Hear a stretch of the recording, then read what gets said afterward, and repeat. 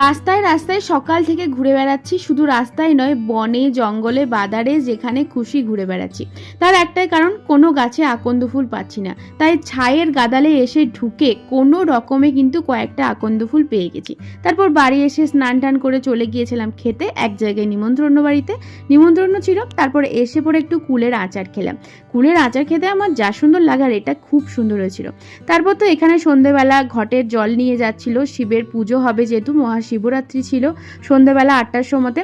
তো সেখানে পৌঁছে গিয়েছিলাম শিবের মন্দিরে প্রণাম করতে। দেখলাম সবাই মিলে জল ঢালতে গেছে, শুধু আমিই বাদ। আরে না না, আমি তো আজকে করছি না, আমি করব কাল সকালে। সেই জন্য দেখুন আমি মালা করব বলে ফুলও তুলে নিয়েছি সকালে। তো তারপর চলে এলাম আরও একটা মন্দিরে। এখানে এসে কিন্তু একদম রোডের ধারেই রয়েছে আরও একটা শিব মূর্তি, তো সেখানেও প্রণাম করে এলাম। আর বাড়িতে এসে একটা নতুন রেসিপি ট্রাই করছিলাম ম্যাগি দিয়ে। যদি ভালো হয় অবশ্যই আপনাদের সাথে শেয়ার করব। দেখা হচ্ছে পরে মিনি ব্লগে। টাটা।